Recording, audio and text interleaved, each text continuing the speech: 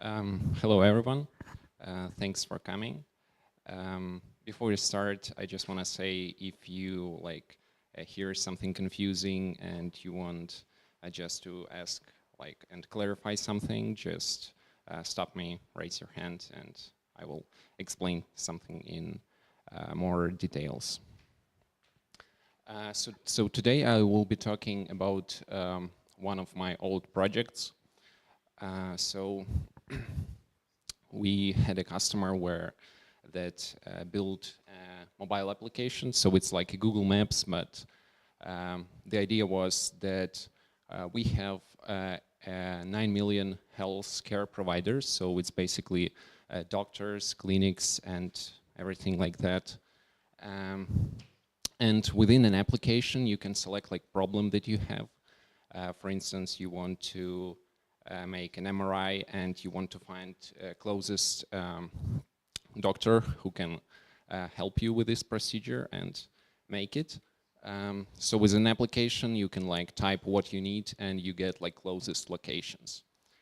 So one of the problems that we had, that we have 9 million of these providers, but we didn't have coordinates for them. So basically we can't show on a map where this person. And we don't know how close different providers to a specific person. So we started looking to some solutions. One of them is trying to use Google Maps API, obviously, or some other services. We were limited in our resources, so this solution was quite expensive for us and other services as well. Another solution was to try some free services, but there were quality problems, and we had an API issue. So for instance, we can take 1,000 requests, and after that for half a day servers can get down because they don't receive payments for their work and they are not able to maintain a high number of requests. Yeah, so the data that we had was super noisy. The main problem is that it was collected from many different insurance companies, and they had lots of problems. So one of the first, it's we had lots of missed data, and every company used to specify missed address in their different ways. So there were NAs, someone used, then some used NA as a word or unknown or something like that. Also, we had things like PO boxes. It's post office box. So these things, they point to a specific box, post office. But they don't say exactly where the person is located. So we know something, but this information is not enough to be able to retrieve coordinates. Also, there were some numbers, place names, hospital. Some addresses were corrupted. So it's 520 East 2nd Street. Yeah, so it's really hard to understand when you don't know the data, but it's address without spaces and with additional two. Also, there were some shifts in the data. So if you imagine CSV, comma separated or tab separated, and there were some shifts. So near the address was a name of hospital, and it was shifted by one row, so all columns get shifted. And there are many of these cases. So here you can see Ron Bender, it's doctor, and you can see CCC separator with address. Yeah, so we have address, but with this noise, we can't use any API to get something useful from it. Yeah, so we had lots of problems. And one of our biggest problem was that 40% had missed addresses. So what we define as a missed address, it's address that either just completely missed or it's broken. So when we reported this problem to our customer, they were surprised because when you do like a select query in a database, you have like 7%. But since we define like all these PO boxes as a problem, it's not that easy to find like that it's not an address. Yeah.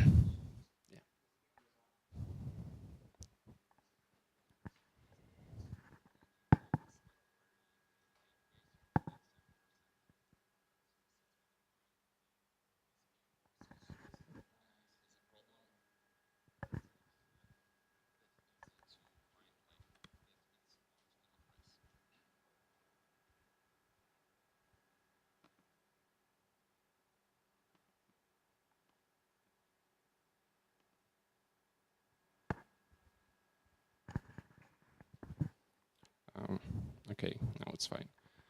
Sorry for that. Yeah, so we have like 40% of missed addresses, and it's kind of a big deal, especially since we have a bit more than 9 million. It's like 40%. It's like a huge part of our data set. So we try to focus on more on other 60%, because for this 40, we, in the best case, have like a zip code and a name of a place or a person. So using these two values, it's kind of like really tricky to find like an exact person, and we have like lots of mistakes. And every mistake, it's a wrong coordinate that we show to a person. So we try like to minimize amount of these problems. So after all checking for free and paid APIs, we decided to get some to bought data set from a third party. So for a couple of $100, we get 12 million data set with 12 million places. And these places has like categories like food and drinks, healthcare. So at first we used like 1.1 million approximately healthcare providers. And the idea was to get matches between addresses from two data sets, and using these matches to move coordinates from our external data source to our main data source. Before we started, we tried to figure out a way to assess a quality of the data. So what we did, we tried to compare with Google Maps and check how our like cheap data set, relatively cheap compared to the prices that you will get for 9 million addresses on Google Maps. So we tried to compare it to Google Maps, but we need to have like some ground truth for comparison. So we tried to use Google Places, and even though it's like Google, but here we use an address for Google Maps and for external. So we like sampled a couple of addresses. We checked our coordinates in external data set, the blue. The green, we just send an API request, get coordinates, and store them. And the third one, we used a name of a person or a clinic and a zip code. So we used Google Places for it. So in Google Places, a person can like create a place where this person can put exactly where this person is located. So here are like a few examples. The Google Places is like very limited. If you want to do a request using a hospital name or a person name, you're allowed to do like 100 free requests. So what we did, we like took two accounts, we sent 100 from each of them in the evening, we came in the morning, sent again, and so we end up with 400 addresses, and 25% of these addresses were missed, so we didn't have like information because not every doctor wants to put their location, or they just don't know how. A couple of interesting samples. So what we did, we took The blue dot is our external data set that we bought. The green one is Google Maps, and Google Places is something that we want to compare. So in this case, Google Maps was better. And so on the first case, you can see it's like a huge area. It's a hospital with many buildings, with many different specialists. And this red this red marker points to the entrance hall to the hospital. So they are like specifically point where people like can go and get some basic information. The Google Maps shows the address of all this area somewhere in the center. And the one that we have, it's approximately like 200 meters from Google Places. So it's kind of far away. It's one of the outliers from our measurements. But you know, when you think it's not such a big deal, because around here it's like fields, forests, so there is nowhere else to go. So when you see this point, you obviously know that this is the only building around and you need to go there. Another case we had in our external data set, and we checked in our main data set, we had an old address of a doctor, and we even checked their website, and they just recently moved within the same zip code. They just moved to a different place nearby. Yeah, so in both cases we failed. So in these cases, so we reported a couple of problems, and customer had to do some manual review of some of the suspicious places where they think the problem could have came. The third case actually were pretty common.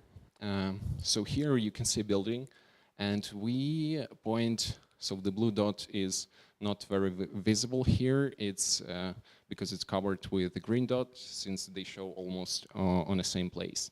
And they point to the entrance hall to the building, but the doctor that works here, he pointed to like an exact location where this person rent the office. So it's like an opposite side of the building. But from this side, if you check from Google Street View, you like don't have an entrance here. So you should go there and to the doctor. Yeah, so we had many cases, and an interesting thing that Google, for comparison, like was better by 1 meter. Yeah, so we had like lots of these cases. Our results for 300 addresses, we had that Google Maps was 75% better, approximately. But if we exclude like these differences for 1-2 meters, where we don't care too much, because with 1-2 meters you like don't go too far away, you like know the place. When we excluded these cases, or we assume that both of them are correct, so the final result is like 50-50. So in half of the cases we have better from external data set, in half of the cases we have from Google Maps. Yeah, so since there is like not a big difference what we can use, we decided to use our cheap data set. Yeah, so the first model that we do is we just took 2 data sets and applied left join to them. So we just took an address as a key, so it was like a dumbest solution that you probably can imagine. And what we get is that we merged, surprisingly, 2.6 million addresses. So we didn't even apply like a lower case. We took a raw columns and tried to match them, and from this we retrieved coordinates for 2.6 million, which I think is impressive, because like for writing a simple SQL query that everyone probably can do, you can get instantly 2.5 million addresses. So here's a simple plot. The blue one is the total number of addresses, and the green one, it's all providers that have address. So the green one is our like perfect goal for our task, because for other 40% it's just too risky and it creates too many noise. Yeah, so we started to look what's the problem with other part. So what we did, we randomly we joined addresses, all possible combinations within a zip code, And we took Jacquard similarity. So basically we split it address into tokens and checked like overlaps between them, and everything that's higher than 50%, we like look through them. So there are like a couple of examples that are extremely common if you look through USA addresses. Yeah, so the first case, it's like north, and people used to replace a lot north, east, west, south with one letter. Yeah, so in this case you can't match. And also we have like a street, so people like used to avoid street for simplicity. So you can see like lots of other stuff like mil and ml. So what we did, we were looking for some dictionaries, and we actually found pretty good for like 500 different words that are very common for replacement for like these short forms. Also we have like PO boxes, so basically this address is some kind of broken because we have attached to the address without any spaces PO box. And for these cases, it's like very difficult to find some specific rule that can clean them, because it works in this case and in 5 other, but writing function for every like 5 providers, it's very difficult. Some people like to avoid, like you can see 250 Gibbsboro Road NA. So NA, it's also came from somewhere. It's not a part of address, and people like to avoid east. So it's short for east. Yeah, and many other things. Yeah, you can obviously see that this one is a main data set because it's like super noisy, and there are like mixed stuff with addresses. The external data set was surprisingly pretty clean. This one, the main data set, also have like misspellings, and we had to deal also with that. So we started to making like a cleaning procedure. So we start like find a problem, what we have, like doing the same Jacquard similarity, just looking through the data, what can we improve there in order to get like better and better results. So we did this research, we tried to find something like replace from a dictionary, remove spaces, like some dashes, and so on, so on. So it's just a basic cleaning rules. We wrote a function, check and improvement, and here you can see like 2 separate lines. So we tried to define something that gave us a significant and insignificant improvement. The reason for that we try to be like super careful with our cleaning to try to avoid like false positive results where we say that addresses are the same, but that's are different people or different hospitals. So we try to be very careful, and if we see that our function gives significant improvements, we then try to add to the pipeline. But adding to pipeline involved like running, adding unit tests, trying to check everything to make sure that we don't fail in some very specific cases.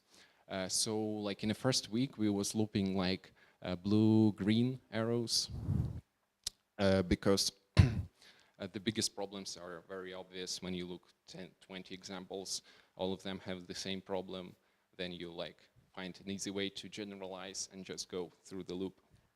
But on the second week, we started to going more in blue-red arrows circle, because some things like Mississippi and that's spelled with 2 S's and Mississippi that's spelled with 3 S's, it's very difficult to find like a simple function how you can clean it, because it's just only one case, but other misspellings will require completely different functions.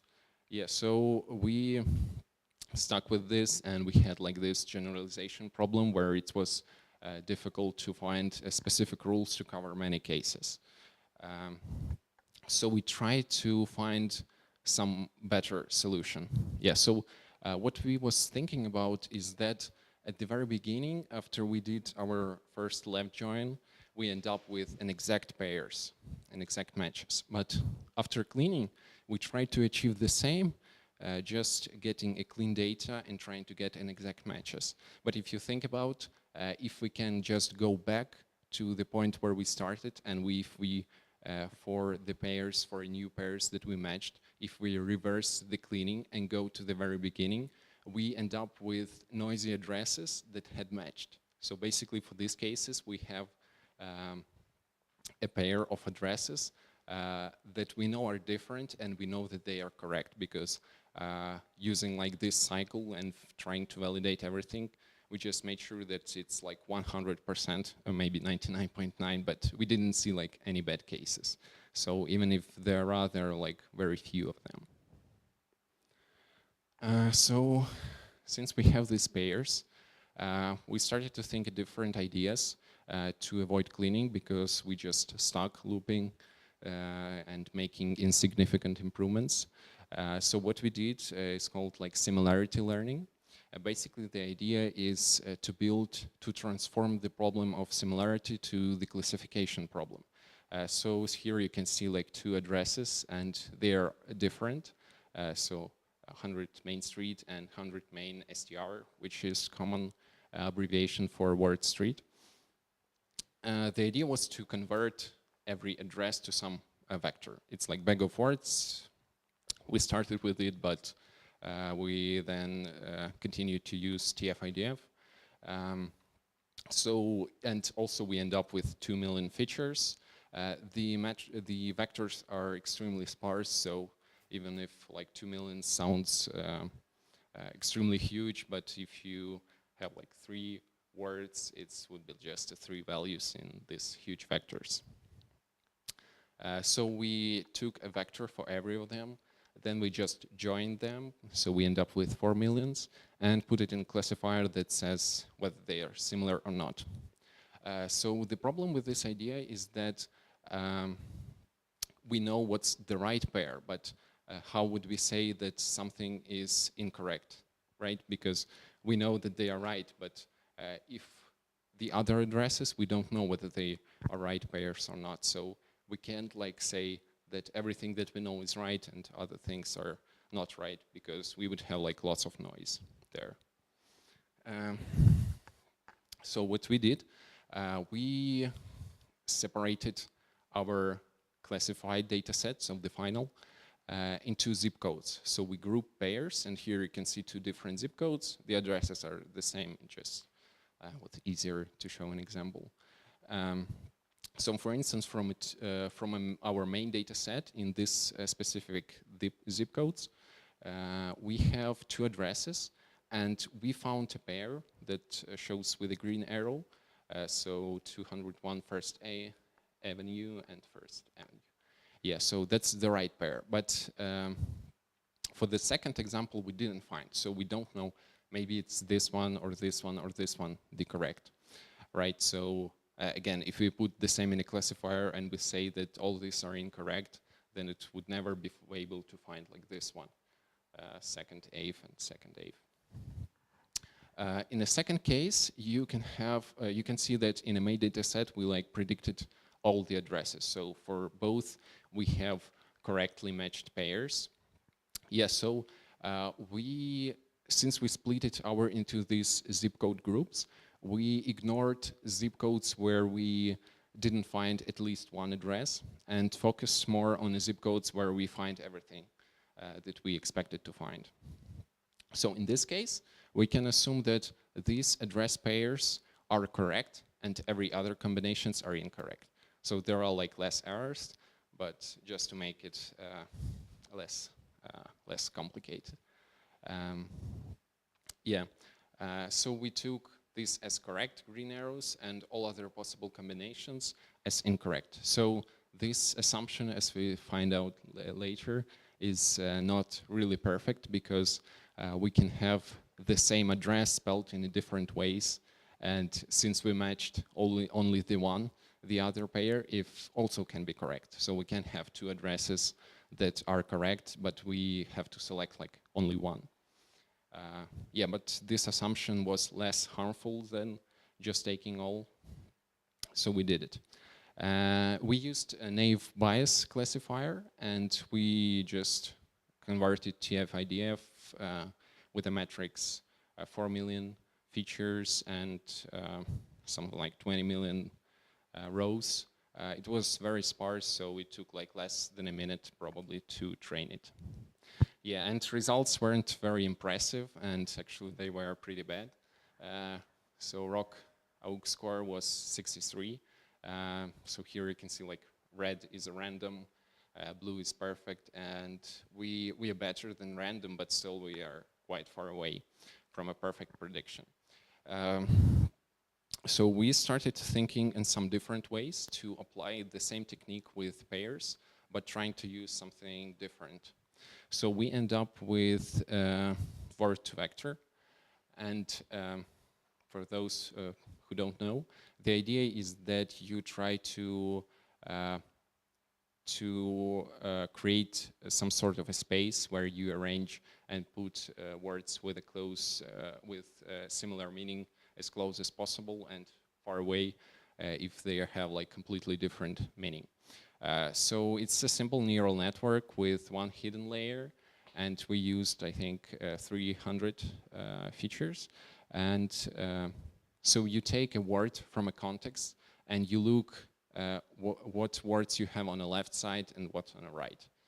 So if you take 100 Main Street, our word is main, and 100 we have on the left and street on the right. So basically just looping around and training the network, it's able like to learn that words that appear in a similar context are probably similar. So that's the main assumption. This is an unsupervised learning. So we did it a bit different. We took all our addresses from main dataset and external and just shuffled them. So we put everything to the network just without any information, whether it's address from what source, just mix them and throw it there. And actually it took like pretty fast compared to what neural networks usually train. So it was half an hour or maybe an hour at most. Yeah, so our algorithm was we take all possible combinations within a zip code after the training. We combine all possible combinations within a zip code. Zip code just makes it less risky. Because it's like localize your address, but it doesn't say where the person exactly. Then we had to identify like a similar pairs of vectors. So each address we propagated through the network. For every like word from address, we take a vector, combine them in one vector that's related to every address, and then we took like a cosine similarity between them, and we set up a simple bound 0.8. If something above 0.8, we say that pair is correct and below is incorrect. And for this validation, we took all our data that we have, so similar, not similar pairs as before. Yeah, so results were much better for just this simple random guess with a bound. So it's 0.91 and 0.94, which is much better than we had before.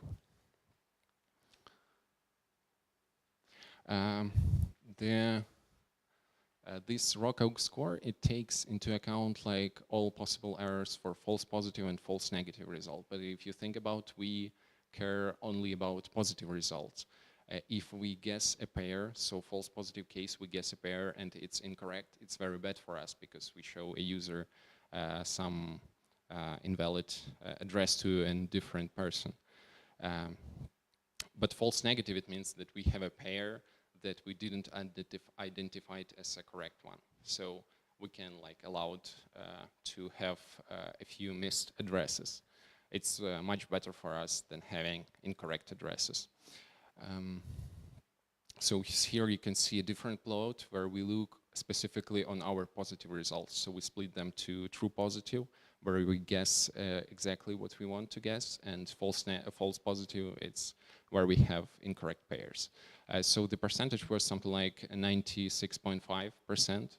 It was 50-50 split. So what we find out is, as I mentioned before, for here is the same address, and for address we can have two different matches from a data set. So it can be first spelled like a word and first spelled in a short form with a number. But what we did, since we replaced street with ST, so this one we expect to see similar, and it was predicted as a similar because it was in our data set. But since we have the pair, we assume that other addresses are invalid pairs. So since we didn't like replace first and first, it assumed that it's incorrect. And our expectation was that it's not similar, but the network predicted it better than we expected it. So the pair was correct. So we did some sampling and analysis of things that end up to be not similar, and we tried to that end up to be similar, but we was looking through them, and we was checking whether we were wrong and a network was right. So it turned out that half of the predictions that we assumed were false positive were correct, and we end up that we have like 98%. So here, like visualization, basically on our 300-dimensional space, it's a classic visualization for word to vector. We took truncated SVD and two vectors associated with highest eigenvalues. And here you can see a plot. So I just make it bigger, so it's just the parts from here. So you can see 3-4 clusters. So the first one, it's like building, abbreviation, BLDG, BLD unit. It's also very similar to building. So they are kind of form a group, and if you see address with difference in these words, they would be like 99%. And another cluster is like street, suit, avenue. Here you can see like road, suit, street, suit, but they didn't have a space because our data was like super noisy. West, east, EW. The strange thing that on this plot that west is closer to the word east than to the W. So the problem is that we have like only 2 dimensions, and it kind of creates some noise. But we checked that west is actually closer to W than to east. So it was just due to the noise. Counting numbers, first, second, third, Tennessee for some reason here. TH because 10th sometimes was spelled like a word, and sometimes it was with spaces. Yeah, so since we split by space, we end up with TH, but it still thinks that it's pretty close to other counting numbers. Yeah, so what's the problem with other 2% is that sometimes we have places where 2 doctors work in different streets, but the numbers are the same. So one of the problems that network learn that streets are the same things, and when it sees like the context of streets is the same, it assumes that they are pretty similar. But in fact, we know that 2 different streets are completely different things. Yeah, and you can see that most problems are with streets. So it's just a random sample. Sometimes it happens that 2 doctors can work on the same street, but on different numbers. So it can be like 20 Seward LN and 25 Seward LN, and it will still think that they are similar since they are numbers and they are pretty close to each other in a space. So we tried to clean manually, like for every pair that was classified as correct, we tried to retrieve, made a simple basic rule. So for instance, you can see that building number is more likely to be like the first. So we try to retrieve if it's the first, and if it's a number, we try to check that numbers matched if the similarity is high. So just doing these basic filters, we managed to get more than 99 and something % were correct of true positive results, and we end up with less than 1% for false positive results, which was very good. So, but before what we did, we took like all our data, and propagate it through the network and check our predictions. So in order to even more minimize this error, we decided not to get rid of the main procedure where we clean data and try to find like an exact matches after the cleaning. So we end up with our final algorithm where we clean the data. We just make a left join between two data sets. We say that they are correct pairs.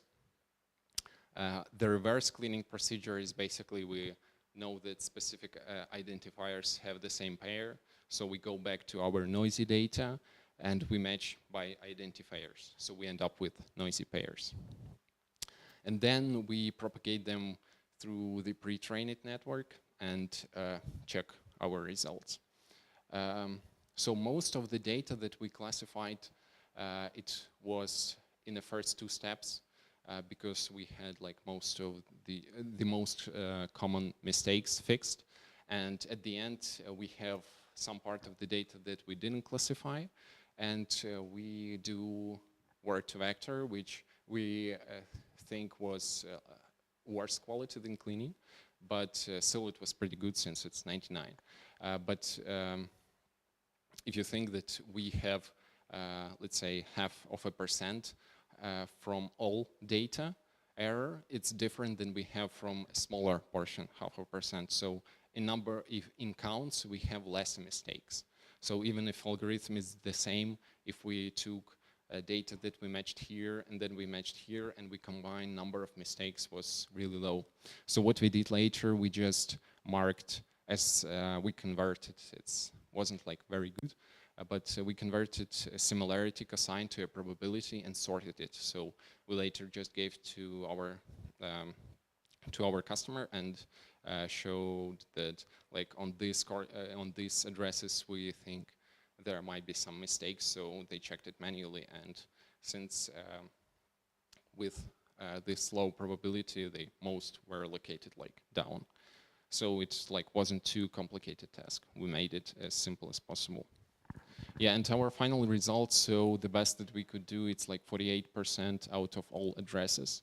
But the thing is that we would be never achieve to 100% because we rely on the external data set and we assume that there are like all pairs, but in reality it's not.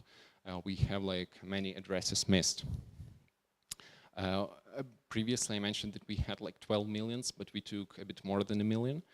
But later we end up adding like all the data, and there were like crazy cases where we had one hospital with 1,000 doctors and we didn't have any of the doctors in our external data set, but we had a Dunkin' Donuts restaurant on the first floor of the hospital, and we end up like matching 1,000 doctors only because we had Dunkin' Donuts in this building. And actually if you check on Google Street View, that there is like a really huge building and there is like a Dunkin' Donuts there.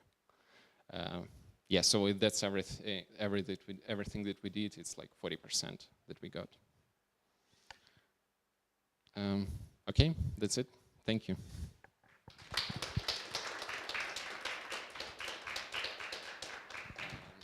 If you have questions, I can give a mic and answer. Yeah.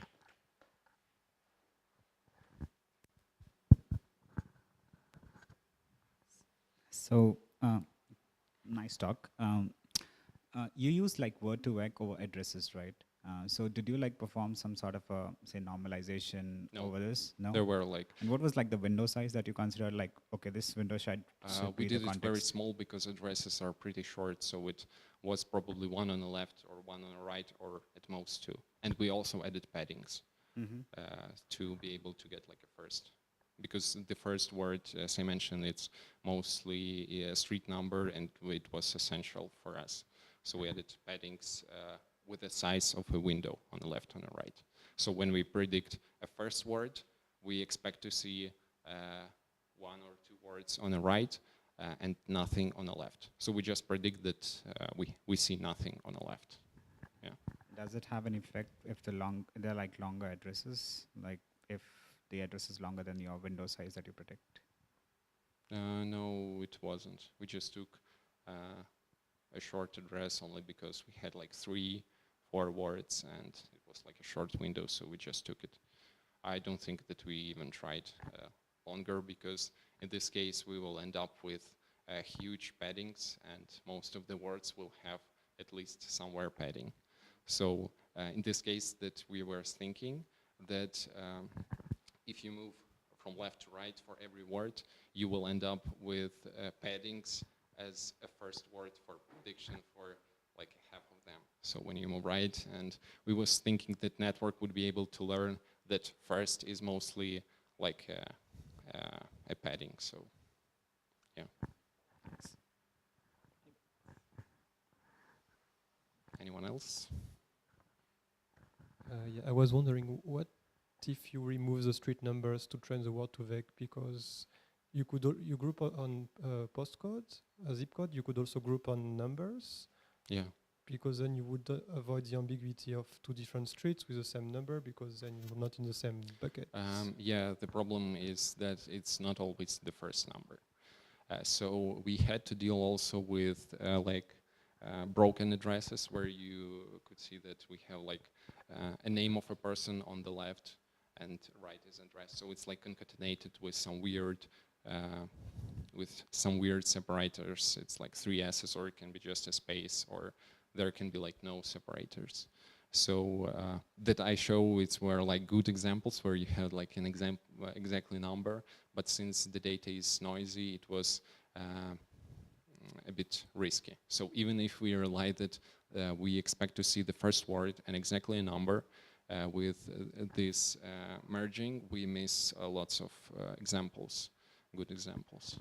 And what are the numbers do we expect to see in streets name? Like, is it floor number? I mean, it just has to be a number. If you start like Dr. John Smith, 131 Main Street, so 131 would be somewhere in the middle, only because the Dr. Smith just popped from the left. Okay, thanks.